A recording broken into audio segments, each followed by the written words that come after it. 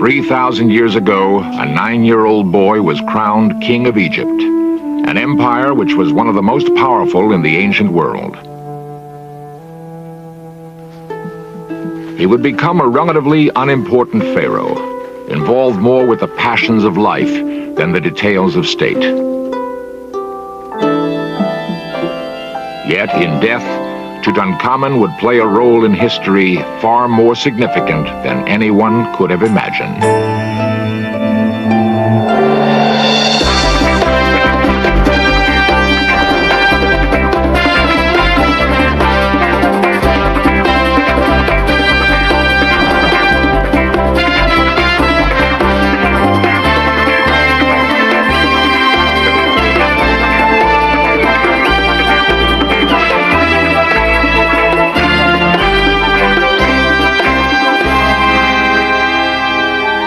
The importance of the pyramids in the ancient Egyptian concept of life and death is still not thoroughly understood. It now seems likely, however, that the history of their unique religion, symbolized by the pyramids, may have been altered by the death of King Tutankhamun.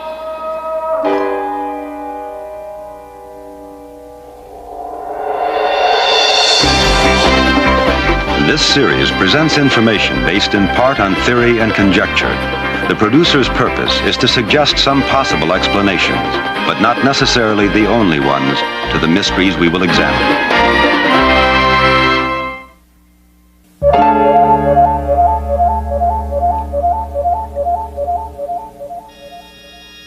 Few places in the world are as forsaken and unchanging as the Sahara Desert. People's lives are simple, uncomplicated by modern measures of time and mortality. The peasants mark the passing of their lifespans by the annual rotation of pasture lands and by the seasonal tilling, planting, and harvesting of their meager crops. For most, the present and future exist in the shadow of the past.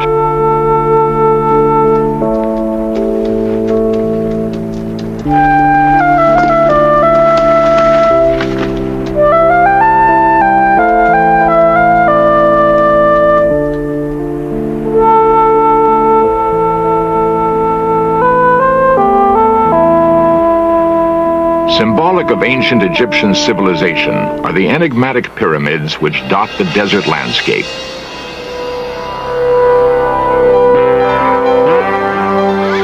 Giant monoliths, they are silent tributes to the genius of a bygone civilization.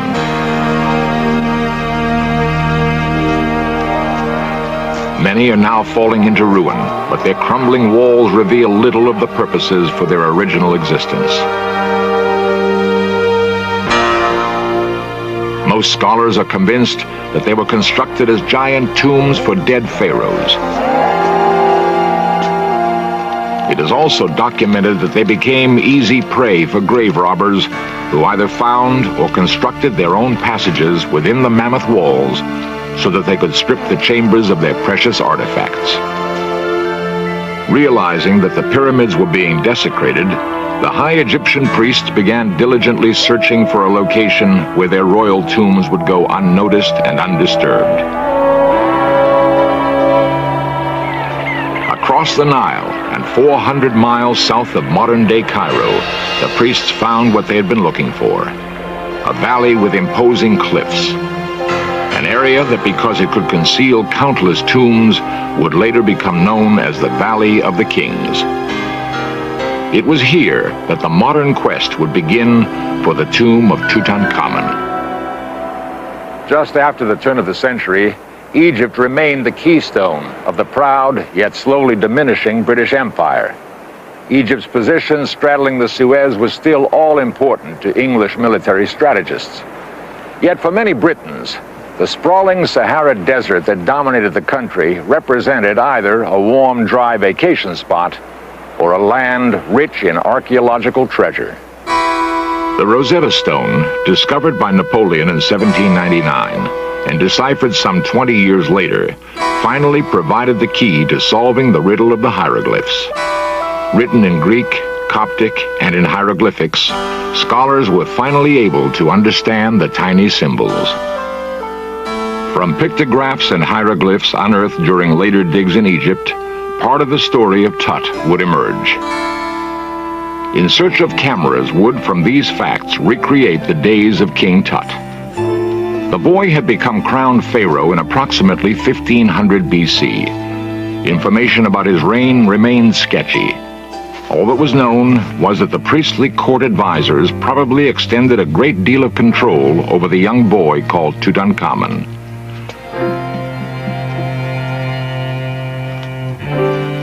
But one significant portion of the story had not been recorded: the whereabouts of King Tut's tomb. The Valley of the Kings had already yielded the tombs of many other pharaohs. Thus, it seemed a logical place to begin the search for the final resting place of the boy monarch.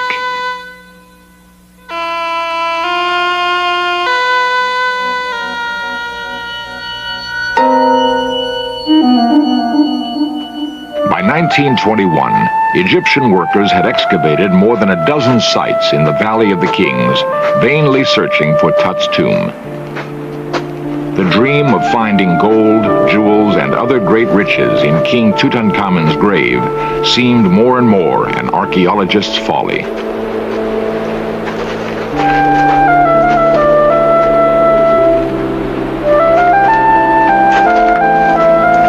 Their work had been directed by a young, obsessive British civil servant named Howard Carter.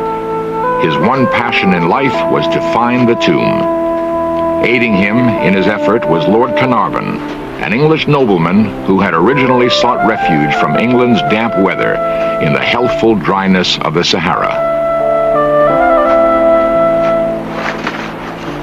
For 5 long years, Carnarvon had funded Carter's fruitless efforts to find the elusive burial plot. Despite the find of a new, more promising dig site, Carnarvon decided to return to England, threatening to cut off financial support.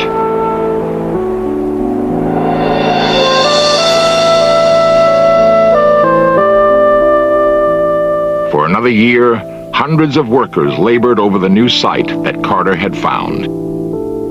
Then, in November 1922, Carter made an extraordinary breakthrough. He wired Carnarvon, at last, made wonderful discovery in Valley. Together, Carter and Carnarvon descended the steps to the tomb. Both trembled with nervous anticipation. For each man, the passing moments meant that he was closer to fulfilling a dream. But what would they find? Would it indeed be the undisturbed sarcophagus of Tut? The royal seals had remained untouched. But did that mean that the tomb and its contents had stayed just as they were when hidden 3,000 years before?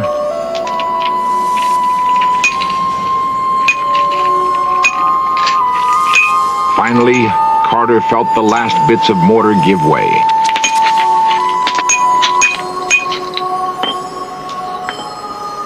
He peered inside and was stunned by the sight before him.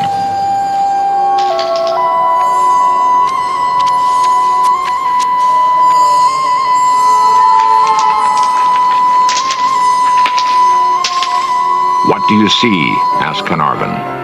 There was a pause. Then Carter softly replied, "Wonderful things."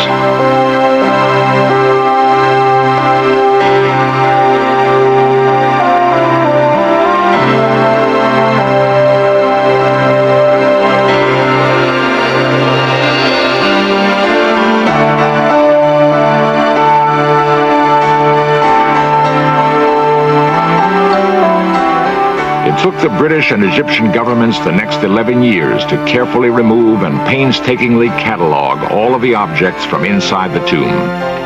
But Lord Carnarvon would not see even half of the treasure.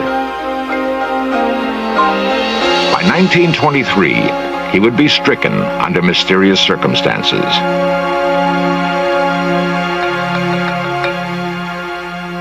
Prior to his return to England, Carnarvon suffered a mosquito bite. Normally, such an occurrence would not cause great alarm, but the bite became infected, and he finally succumbed to its effects. Interestingly enough, legend had said that the priests had cursed the pharaoh's tomb, and that those who disturbed it would die.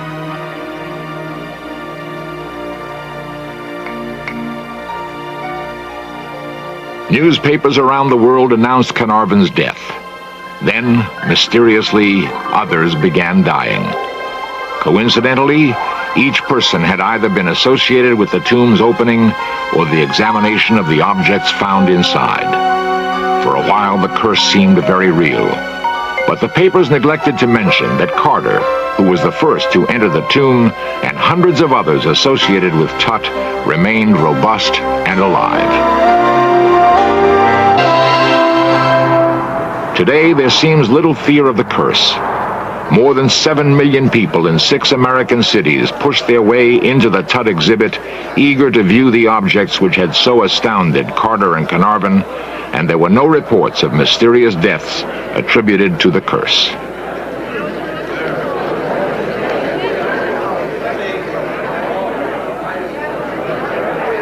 The nearly untouched tomb of King Tut that Carter and Carnarvon had unearthed was unmatched in history. It spoke of beauty and elegance in a vanished civilization. The romance of Tutankhamun's curse unfortunately obscured the more significant story of Tut for nearly 50 years. We are just beginning to realize that his death may have contributed to one of the most powerful religious movements in history.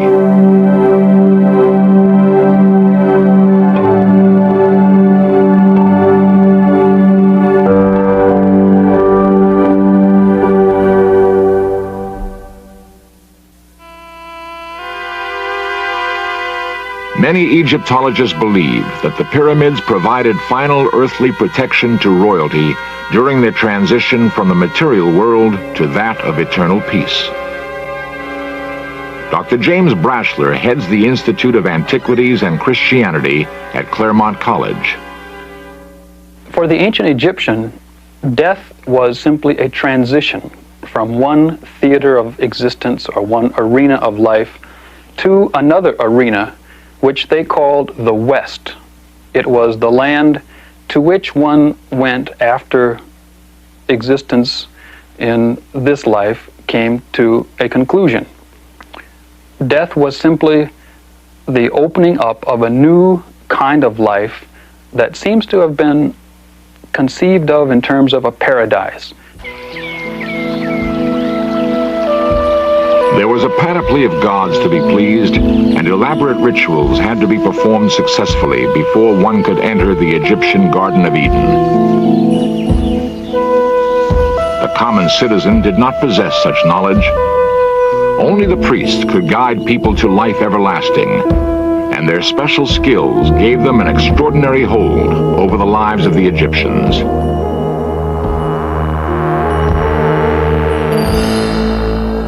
Whether ancient Egyptians thought that they could defeat death itself through the mummification process is not known. Scientists have carefully examined the mummies of Egyptian royalty.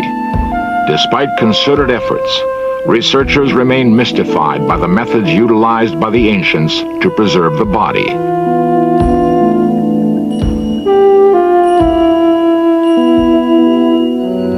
3,000-year-old stone reliefs depicted the immense power wielded by the priest class in ancient Egypt. It was their responsibility to begin planning for a pharaoh's death as soon as he became king. At the time of Tutankhamun's coronation, the priests remained the single most powerful body within Egyptian society.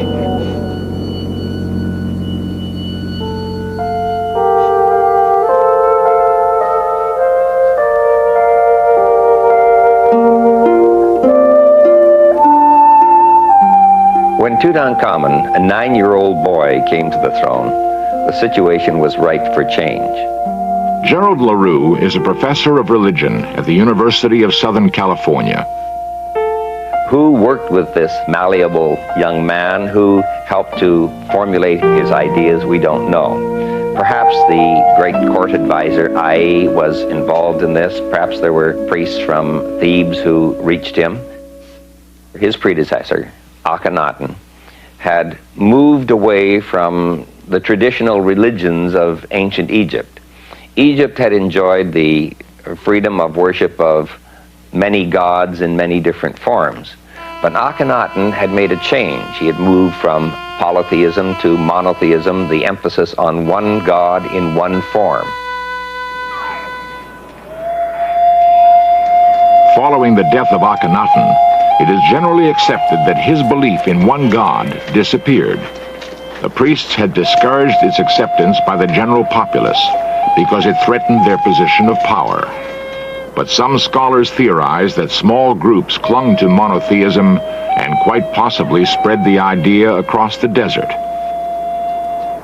There was no way that the young child Tut could understand the religious turmoil which he had entered. The affairs of state unquestionably rested with the priests. With a child pharaoh on the throne, it would be easy for them to completely reinstate the old religion. Meanwhile, Tut wrestled with the normal problems of growing into manhood.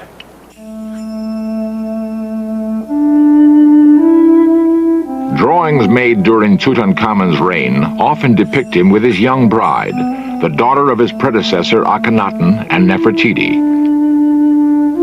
Tut married his young bride when she was 12 and he only 9.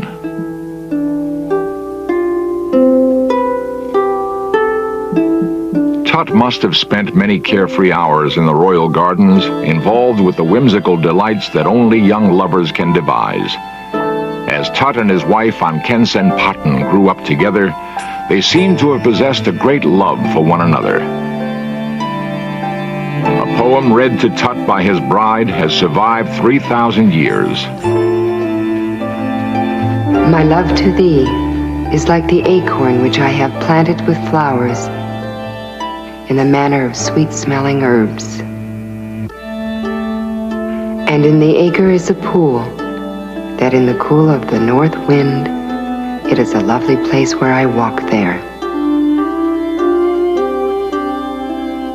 Your hand upon mine, my body satisfied, and my heart glad that our going together is as intoxicating as to hear thy voice, and my life depends upon hearing thee. Whenever I see thee, it is better to me than food and drink.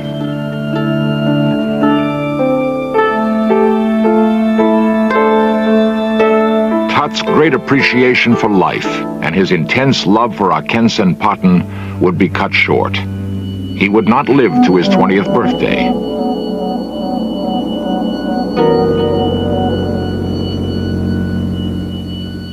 Scholars are not at all certain what caused the death of Tutankhamun.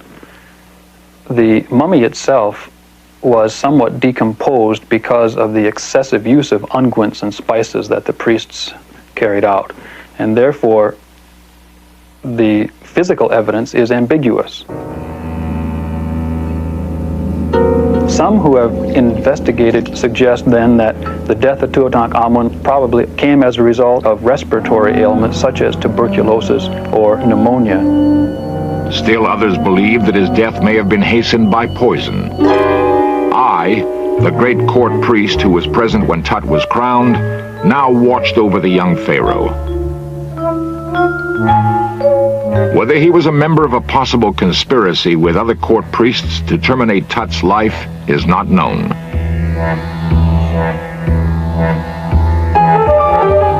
Tut was now 19, an adult. It is possible that the priests feared they could no longer control him, and he might return to the ways of Akhenaten. Perhaps they wished him dead, for his death, like his coronation, could serve them well. Their power over the religious direction of Egypt would continue.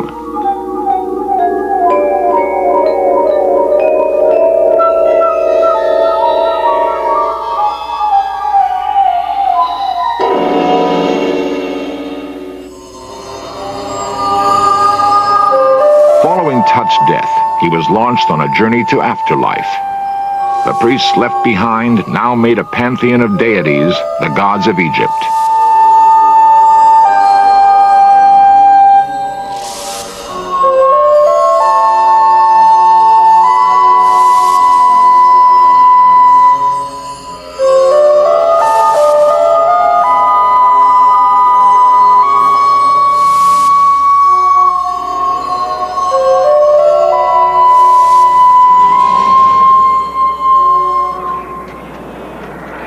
Bedouins still trek over the same plains where Moses fled more than 2,000 years ago to avoid persecution for his belief in one God.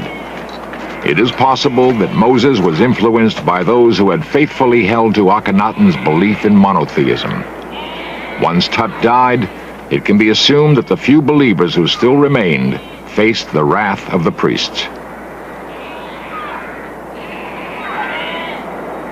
It is very likely that they became a highly committed nomadic group who tenaciously clung to their singular beliefs. Tut's death may have affected the entire sweep of Western thought and religion. Not even his priestly advisors could have envisioned such a dramatic place in history for their young king.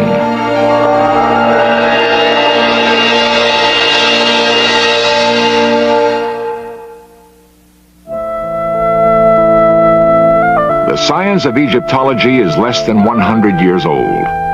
While the glory of the Egyptian civilization has been well documented, there remains much to be uncovered and understood about its sophisticated culture. With the unearthing of each new artifact, our knowledge grows, not only about an ancient society, but its effect upon modern man as well.